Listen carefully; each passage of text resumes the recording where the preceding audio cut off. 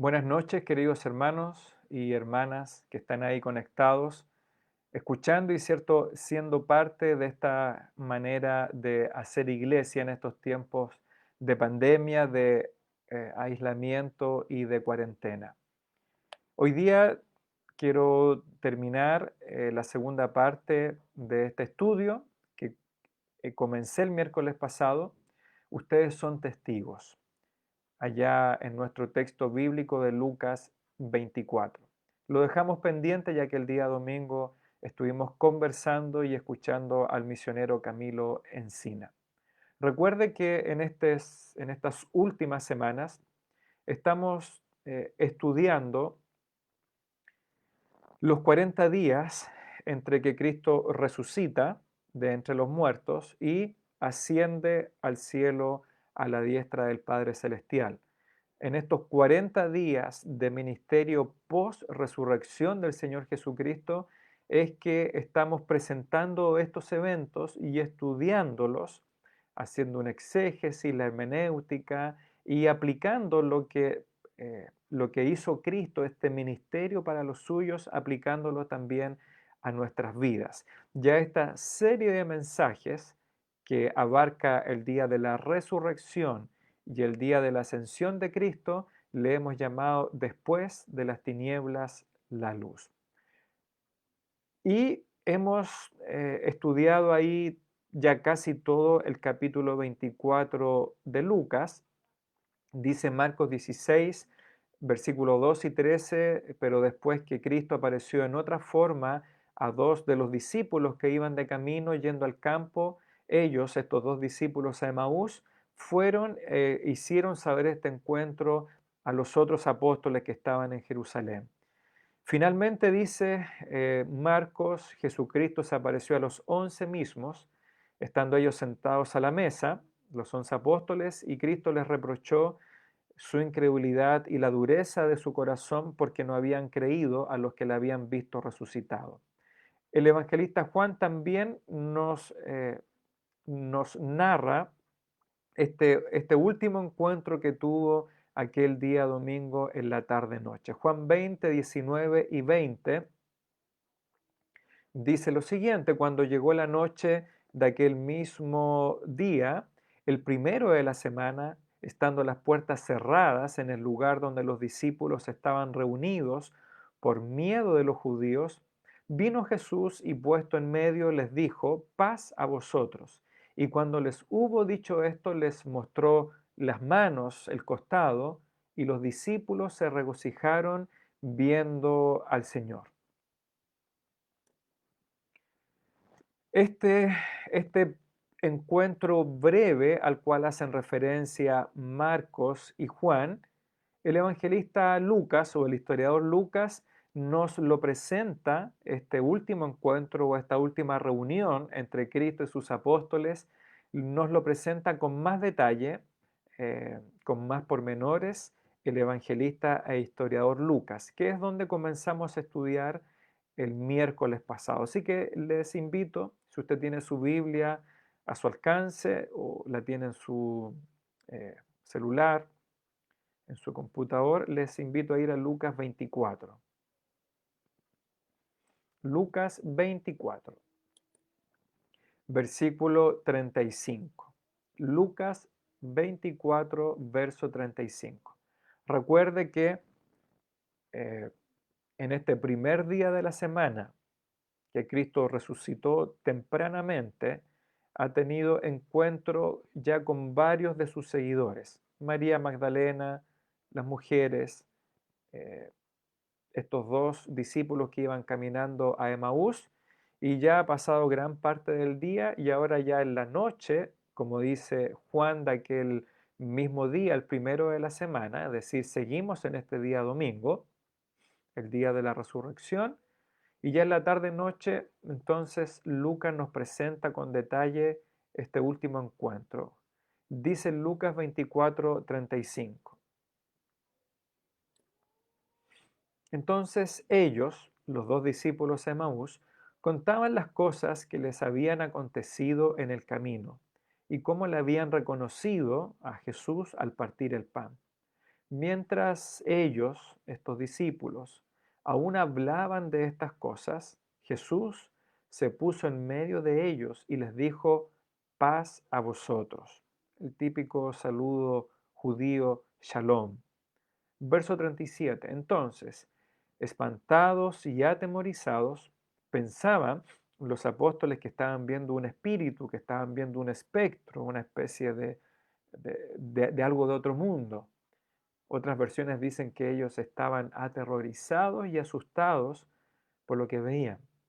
Pero Jesús les corrige inmediatamente que ellos no están viendo un espíritu. Verso 38, pero Él les dijo, ¿por qué están turbados si vienen a vuestro corazón estos pensamientos? O en otras palabras, ¿por qué surgen dudas en vuestro corazón? Y los invita, les dice, mirad mis manos y mis pies, que yo mismo soy. Toquen o palpen y vean, porque un espíritu no tiene carne ni huesos, como veis que yo tengo. El Señor Jesucristo dice en el verso 40, diciendo esto, les mostró las manos y los pies. Ellos se sorprenden porque ven a su Maestro, el Cristo resucitado, y obviamente aún incrédulos no habían creído el testimonio de las mujeres que habían visto al Cristo resucitado, no le estaban creyendo al testimonio de estos dos discípulos a Emaús. Entonces lo ven y Cristo les dice inmediatamente, no, yo no soy un espíritu. ¿Ya? Algo espiritual no tiene ni carne ni huesos, como ustedes ven que yo en este momento tengo. Y por eso les invita a mirar, miren mis manos, mis pies, porque tenían aún las marcas de la crucifixión. Y les muestra las manos y los pies. Versículo 41, pero todavía ellos de gozo no lo creían y estaban maravillados. Y ahí es en ese momento cuando el Señor, según Juan y según Marco, los reprende por su incredulidad. Y bueno, les quiere seguir mostrando pruebas indubitables, como dice Lucas, de que Él era en cuerpo físico humano quien estaba resucitado. Y les dice, ¿tienen algo que comer? Entonces ellos le dieron la parte de un pez asado y un panal de miel. Y él tomó este alimento y comió delante de ellos. Se recuerda que esto es lo que leímos el miércoles pasado y ya lo explicamos con algún detalle. La importancia de mostrarles a ellos que había resucitado no solo espiritualmente, si podemos decirlo de alguna manera, sino que Él había resucitado en cuerpo, en vida. Cristo no resucitó como un holograma. No es que su cuerpo quedó en la tumba y su alma, su parte inmaterial, se levantó entre los muertos. No, Él quiere dejarles claro en ese momento y en los 40 días posteriores que quien estaba con ellos era el Cristo resucitado. Obviamente con un cuerpo transformado, especial, ya que podía recorrer largas distancias en un instante, podía entrar al lugar donde ellos estaban atravesando de alguna manera la materia de la puerta, de los muros, incluso podía comer con ellos y no una ilusión óptica, sino que comió con ellos. Y por medio de compartir la mesa, como lo hizo con los discípulos de Emaús, como lo hace ahora y lo va a hacer una semana después, Él les quiere animar y fortalecer por medio de la comunión. Así que dice el verso 44, ahora después de comer, como les he dicho en otros momentos, como buenos bautistas, se come y después se estudia la palabra. Ya por lo menos aquí estamos viendo este orden, que no siempre es el mismo, pero usted entiende en el sentido que lo digo.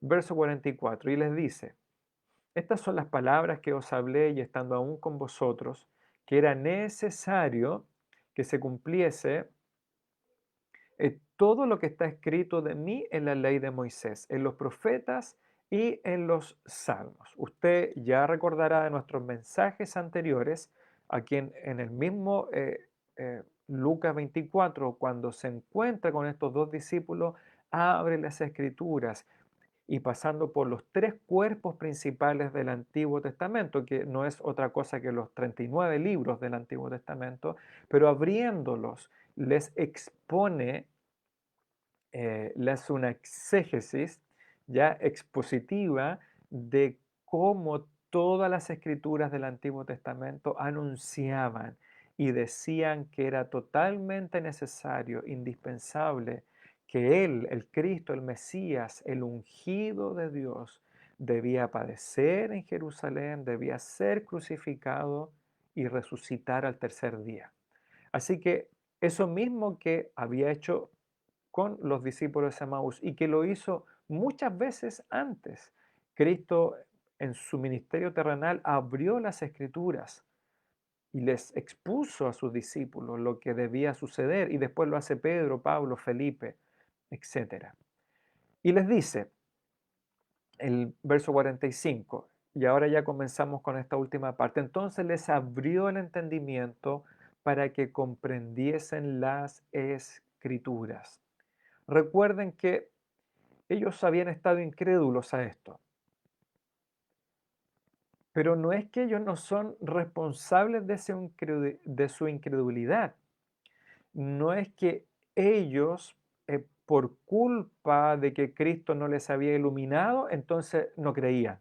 Y por eso entonces estaban tristes, estaban aterrorizados, encerrados en Jerusalén. Por eso, ya que Cristo no les había abierto el entendimiento antes, es que ellos no habían creído. De ninguna manera. Si usted nos ha acompañado hasta este 11º estudio, usted se dará cuenta que en reiteradas oportunidades Cristo los reprende por su incredulidad, por no querer creer a lo que Él les había enseñado, a lo que las mujeres les habían dicho y lo que los discípulos amados. Por eso los reprende, porque obviamente los hace responsables. Pero ahora viene algo más especial porque los prepara para que entiendan, para que comprendan lo que Él tiene que seguir anunciándoles. Y obviamente ese es el ministerio del Espíritu Santo, que es el tercer recurso espiritual que Cristo utiliza en estos 40 días para ministrarles. Recuerde, tenemos tres elementos que Cristo utiliza para fortalecer, para animar a sus discípulos en preparación para cumplir la gran comisión, que es llevar el Evangelio a todas las personas y a todas las naciones. Primero, las escrituras, y constantemente les abre las escrituras. Segundo, la comunión. Constantemente en estos 40 días tiene comunión con ellos alrededor de una mesa, el compañerismo, la amonestación, la reprensión, etc. Y ahora ya empezamos a ver el Espíritu Santo de Dios, que es necesario también para animarles, fortalecerles y posteriormente capacitarles para ser testigos. Y aquí les abre el entendimiento para que ellos estén atentos y comprendan las escrituras. Y hermanos, hermanas, nosotros necesitamos absolutamente el ministerio del Espíritu Santo, que es una extensión de la gracia de Dios para ayudarnos a correr el velo de nuestros ojos, de nuestro entendimiento entenebrecido cuando somos pecadores y después cuando somos creyentes. Mire lo que dice el libro de Job, es decir, el libro de Job es el libro más antiguo de las Escrituras. La mayoría de los eruditos establece que Job es el primer libro del Antiguo Testamento en ser escrito y redactado. Y Job, en este caso no está hablando Job, sino que está hablando Eliú, eh, pero esa generación de hombres que buscaban a Dios, ya reconocían cómo Dios actuaba. Y miren lo que dice Job capítulo 36, verso 10. Aquí Eliú está hablando, está manifestando la grandeza de Dios, del Dios creador de los cielos, del universo. Y él hablando de Dios le dice, Eliú a Job, este Dios todopoderoso, este Dios magnífico en sabiduría, dice, despierta, este Dios despierta además el oído de ellos para la corrección. Y les dice este Dios a los hombres que se conviertan de la iniquidad. Job 36:10, para que usted lo tenga en sus apuntes. Dios despierta además el oído de ellos para la corrección y les dice que se conviertan de la iniquidad. Si oyen y les sirven, acabarán sus días en bienestar y sus años en dicha o alegría, gozo. Y versículo 12, la contraparte, pero si no oyeren, serán pasados a espada o finalmente muertos, juzgados, y perecerán o morirán sin sabiduría. ¿Se da cuenta, hermano y hermana, ya en tiempos de los patriarcas, que es lo que se establece que Job vivió antes de Moisés, ante el establecimiento de la ley, de la esclavitud de Egipto, ya esta generación temprana de hombres piadosos entendían el funcionamiento de Dios. Dios despierta nuestros oídos espirituales.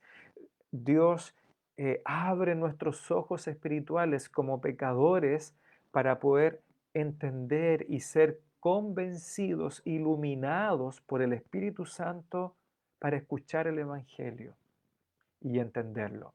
Así también lo manifiesta el apóstol Pablo en su carta a los Efesios capítulo 1, así que estoy escogiendo un texto del Antiguo Testamento y otro del Nuevo. Y quiero agradecer a mi hermano Humberto Varas, que él me preguntó respecto a estos versículos en Efesios capítulo 1 y que me hizo también meditar e incorporar este texto. Aquí el apóstol Pablo está diciéndole a los efesios, la iglesia de Éfeso, cuánto les ama y les dice que él ha escuchado de la fe y del amor de los efesios, de los creyentes efesios. Él ha escuchado de la fe que tienen ellos en el Señor Jesús y del amor que tienen para con los otros creyentes, Efesios 1:15. Y dice Pablo, por esto, por la fe que ustedes tienen y el amor, no ceso de dar gracias por ustedes, Efesios 1:16. ¿Y cómo da gracias? Haciendo memoria de ustedes en mis oraciones. ¿Y cómo ora Pablo? ¿Qué es lo que ora Pablo por los creyentes en Éfeso? Él ora, versículo 17, para que el Dios de nuestro Señor Jesucristo, el Dios Padre de gloria, Él ora para que el Padre les dé a los creyentes espíritu de sabiduría y de revelación en el conocimiento de Él. Esta es la oración genuina de Pablo. Pablo se postra de alguna manera y ora al Padre. Padre, dale a mis hermanos en Éfeso y de todos los tiempos. Dales tu espíritu, una actitud, un corazón de sabiduría, de revelación en el conocimiento de Él.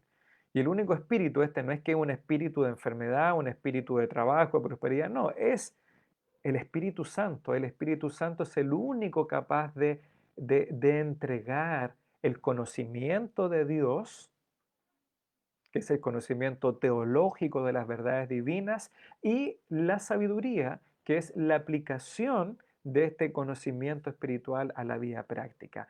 Ahora, a veces nos quedamos con estos versículos impactantes, espíritu de sabiduría y de revelación. Pero, ¿cómo actúa el Espíritu Santo? ¿Cómo actúa su manifestación, el desvelar el conocimiento de Dios? Versículo 18, ¿cómo actúa el Espíritu de sabiduría y revelación?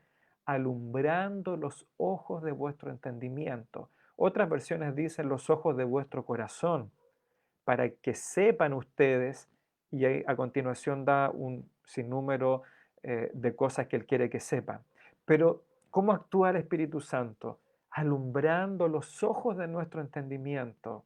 Job decía, despertando nuestros oídos. Después, eh, eh, el apóstol Pablo en su primera carta a los Corintios, capítulo 2, también explica cómo obra el Espíritu Santo en los pecadores, es decir, en aquellos que no son hijos de Dios, y cómo después el Espíritu Santo también opera en el corazón de los creyentes. Entonces entendemos cuando Cristo dice, volviendo a Lucas 24, entonces les abrió el entendimiento para que comprendiesen las Escrituras. Versículo 46, y les dice, así está escrito y así fue necesario, indispensable, que el Cristo padeciera, resucitara. ¿Y cuál era el tercer elemento? Que se predique en su nombre el arrepentimiento para el perdón de los pecados en todas las naciones, comenzando desde Jerusalén. Como dije el miércoles pasado en la primera parte de este estudio, el Antiguo Testamento, las escrituras del Antiguo Testamento, anunciaron muchas cosas respecto a Cristo, pero habían tres cosas que eran totalmente necesarias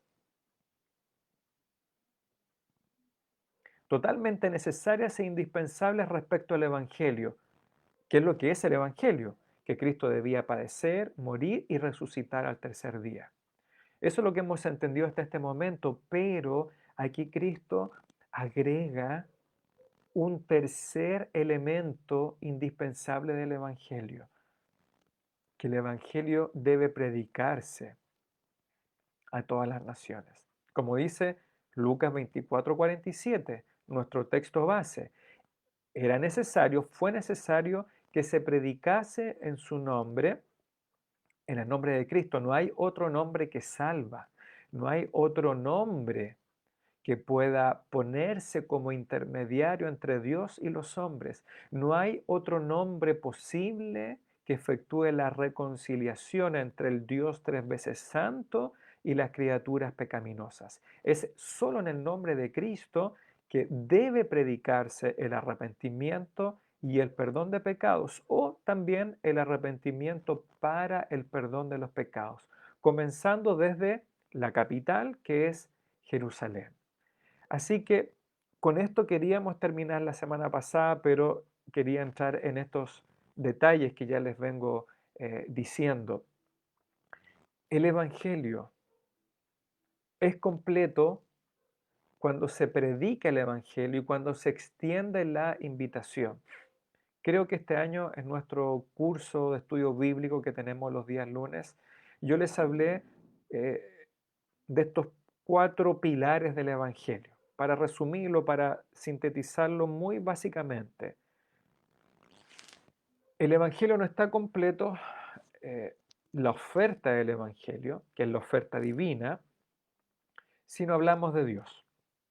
Un Evangelio sin Dios, sin el Dios de la Biblia, es inexistente. Es un falso Evangelio. El Evangelio tiene que hablar del hombre y de la condición del hombre, porque el Evangelio no está anunciado ni a los ángeles, ni a las mascotas, ni a las bacterias. Es decir, el Evangelio extendido y ofrecido a los hombres debe tocar este aspecto del hombre. Y ahí hablamos de el hombre que está perdido en sus pecados, que no puede ser salvo por sus propios medios y que necesita del Salvador. Así que tenemos dos pilares, la persona de Dios, el hombre caído y obviamente el único camino entre ambos, que es Jesucristo, el Dios hombre. Cualquier evangelio que no tenga como preeminente, como único camino de salvación al Señor Jesucristo, que no lo tenga Él como único intermediario, es un evangelio falso, insuficiente e incapaz de salvar. Pero también el evangelio de manera práctica no está completo si no hacemos la invitación, si no hacemos el llamamiento a creer y el arrepentimiento. Y aquí Cristo lo confirma. A veces teologizamos del Evangelio y tratamos de descubrir la mente de Dios, aquellos misterios que Él ha dejado sin desvelar, para ver cómo funciona el llamamiento, esto, este otro, y más que evangelistas nos convertimos en teólogos vanos, vacíos y jactanciosos. Porque aún el Cristo mismo, el Señor Jesucristo, apenas comenzó su ministerio, véalo usted ahí en Marcos, en Lucas, en Juan, en Mateo, lo primero que hizo fue decir, el reino de los cielos se ha acercado, arrepentíos y creed en el Evangelio. Cristo extendió la invitación a todo aquel que quiera venir. Cristo no le predicó a un grupo de iluminados específicos. Él dice en Mateo capítulo 11, venid a mí todos los que estáis trabajados y cargados, y yo os haré descansar. Una invitación universal. Juan Bautista hizo lo mismo. El apóstol Pedro llamó, obviamente su invitación era principalmente a los judíos, pero después el apóstol Pablo hace un llamado a judíos y a gentiles. Así que este tercer elemento del Evangelio, o la cuarta columna para nosotros, pero aquí específicamente, era necesario que se predique en su nombre el arrepentimiento y el perdón de pecados. Y aquí está el título de nuestro estudio de dos partes. Lucas 24, 48. Y ustedes, y vosotros sois testigos de estas cosas. Le dice a todos los que están ahí reunidos, a los 11 apóstoles y a los otros discípulos, ustedes son testigos. Y les dice, ustedes son testigos de estas cosas. Bueno, y ahí recuerde, como buenos estudiantes de la Escritura, tenemos que preguntarle al texto. Dice, ustedes son testigos de estas cosas. Bueno, ¿de qué cosas? De que era necesario que Cristo padeciera, muriera, que Él debía resucitar de entre los muertos y que se debe predicar en el nombre de Cristo arrepentimiento y el perdón de los pecados. Así que, ¿de qué cosas estos hombres debían ser testigos? Del Evangelio del Señor Jesucristo. Ellos debían ser testigos, anunciar y proclamar que Él murió por nuestros pecados y que resucitó al tercer día. Y que debe predicarse este mensaje de arrepentimiento, esta oferta, este ofrecimiento de que en la persona de Cristo y solo en Él hay perdón de pecados, hay salvación de pecados. ¿Lo entiende? Y les dice, ustedes son testigos. ¿Por qué Cristo, el Señor, debía pasar 40 días desde que resucita hasta que ascienda al cielo? Para esto, para encomendar a sus seguidores estas tres cosas necesarias. El comprender el Evangelio y el predicar el Evangelio a todos. Y la otra pregunta, bueno, ¿qué significa ser testigos? ¿Qué significa ser testigos? La palabra testigos que se ocupa ahí, que era la palabra en griego común, que se traduce al español como testigo, es la palabra mártir, muy semejante. Mártir. ¿Qué es lo que era un mártir? Hablando de la palabra griega original que se utiliza en este y en otros textos. El mártir era un testigo forense, era un testigo judicial. El mártir era la persona que era llamada a un juicio, a una corte, a un magistrado y que tenía el peso legal para dar un testimonio a favor, en contra, de defensa, de acusación, etc. El mártir no era la persona que moría como la entendemos nosotros. En ese momento el testigo, el mártir, era la persona que testificaba de un hecho, de un acontecimiento o respecto a una persona. ¿Qué pasó? Que obviamente los cristianos primitivos, después del día de Pentecostés hacia adelante, ellos se convierten en testigos de estas cosas. ¿De qué cosa? De que Cristo murió y resucitó para la salvación de los pecadores, para aquellos que creen por medio de la fe. ¿Y qué pasó? Que ellos se convirtieron en testigos hasta la muerte. Eran mártires que morían, como Pedro, como Pablo, como los apóstoles, como Policarpo, como Ignacio, como tantos otros que testificaron hasta tal punto que fueron capaces de morir por su testimonio de Cristo. Y por eso que el mártir empezó a tener la connotación de un testigo que moría por causa de su testimonio. Y por eso el concepto fue cambiando y hoy día entendemos el mártir como aquel que muere en el nombre de Cristo. Ustedes son testigos de estas cosas. Y esta orden, este imperativo se extiende a cada uno de los discípulos y seguidores del Señor Jesucristo hasta el día que Él regrese por su iglesia.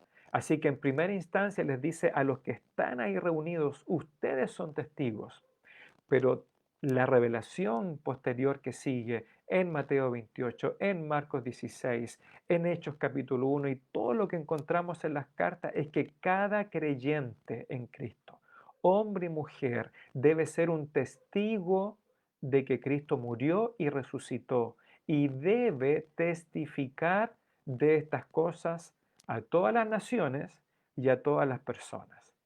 Pero ¿cómo va a ser posible esto? Aún en cristianos frágiles, tímidos, a veces avergonzados, vulnerables, atemorizados, como fueron en el principio estos hombres. Y aquí está la clave para terminar. He aquí, dice Jesucristo, Lucas 24, 49, he aquí, Cristo, yo enviaré la promesa de mi Padre sobre vosotros. Pero quédense vosotros en la ciudad de Jerusalén hasta que seáis investidos, hasta que sean vestidos de poder desde lo alto. El Señor Jesucristo les recuerda la promesa del poder del Espíritu Santo. Y ellos no pueden ser testigos de estas cosas con la convicción, con el denuedo, con la certeza, hasta que el Espíritu Santo los capacite, no como creyentes, sino ahora como testigos. Ellos deben recibir el poder desde lo alto en el día de Pentecostés, que debían esperarlo, hasta 50 días más después de la Pascua, debían esperar este poder de lo alto que es la promesa del Padre. Y Cristo les recuerda que Él en el aposento alto, esa última noche antes de morir, de ser crucificado, les prometió otro consolador. Se recuerda que lo estudiamos, otro como yo. Y ese consolador les va a ayudar, les va a capacitar a ustedes para ser testigos de estas cosas. Voy a recordar los versículos, la promesa. Juan 14, 26. Juan 14, 26. Más el Consolador, el Espíritu Santo, a quien el Padre enviará en mi nombre, Él, el Espíritu Santo, os enseñará todas las cosas y os recordará todo lo que yo os he dicho. El Espíritu Santo va a enseñar y va a recordar lo que Cristo les enseñó a los apóstoles en los 3 años que estuvieron con él. ¿Quién lo va a hacer? El Espíritu Santo enviado por el Padre, la promesa. ¿Quién va a capacitar con poder desde lo alto a los discípulos para ser testigos del Evangelio? El Consolador, el Paracletos, aquel que va al lado, paralelo, ¿verdad? Paracletos, el ayudador que va a ir al lado de ellos para capacitarlos, para ser testigos. Juan 15, 26 y 27. Juan 15, 26 y 27. Pero cuando venga el Consolador, a quien yo os enviaré del Padre, el Espíritu de verdad, el cual procede del Padre, Él dará testimonio acerca de mí.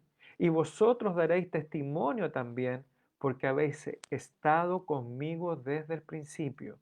El Espíritu Santo actúa en los pecadores no creyentes justamente de esta manera, testificando acerca de Cristo, utilizando las Escrituras. Romanos capítulo 10. La fe es por el oír y el oír por la palabra de Dios. Pero la palabra no se predica sola. La palabra se predica por agentes humanos, por creyentes cristianos como usted y como yo. Y el Espíritu Santo actúa en el testigo, en el proclamador, y actúa en el corazón del pecador, como dice Job, despertando el oído, o como dice Pablo en Efesios, alumbrando sus ojos entenebrecidos. Así que el Espíritu Santo es quien capacita a los apóstoles para dar testimonio. Y Juan 16, versos 7 y 8. Juan 16, 7 y 8. Pero yo os digo la verdad, hablando Cristo, os conviene que yo me vaya, porque si no me fuera, el Consolador no vendría a vosotros. Mas si me fuere, es decir, Cristo muriendo, resucitando y ascendiendo, yo lo enviaré al Espíritu Santo. Y cuando Él venga, cuando el Espíritu Santo venga, convencerá al mundo de pecado, de justicia y de juicio. Otra vez, otro texto que nos habla de la universalidad del Evangelio, la universalidad de la oferta del Evangelio de la salvación para todo aquel que cree.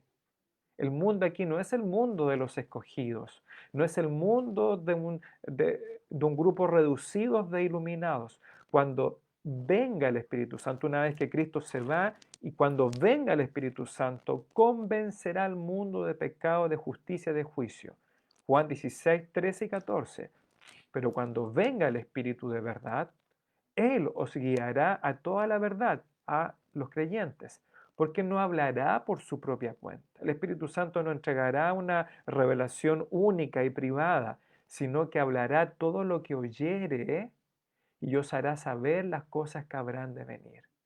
¿Cuál es el ministerio final del Espíritu Santo? Por medio de tocar, de convencer, de despertar el oído, despertar, abrir los ojos de los pecadores. ¿Cuál es el propósito? De glorificar al Señor Jesucristo cuando estos creen en el Evangelio. Él me glorificará, dice Cristo, respecto al Espíritu Santo. Tomará de lo mío y os lo hará saber.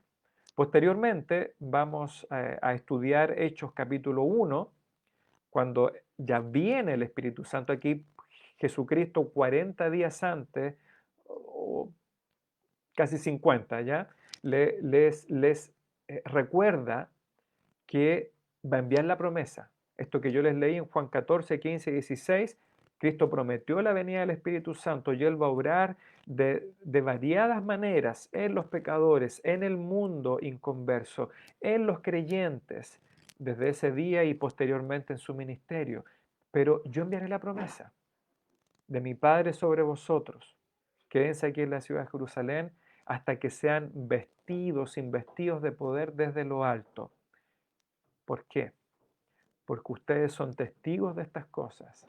Y como testigos de algo sobrenatural como el Evangelio, ustedes necesitan un poder sobrenatural para ser testigos de estas cosas.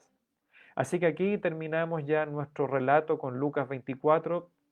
Falta una coda, falta una pequeña porción, pero que no es cronológicamente inmediato a esto, sino que es ya casi terminando estos 40 días cuando Cristo ya asciende y regresa a la gloria del Padre. Así que terminamos con este maravilloso imperativo que es una orden, pero que para nosotros, los creyentes, eh, tiene el aroma de una invitación maravillosa.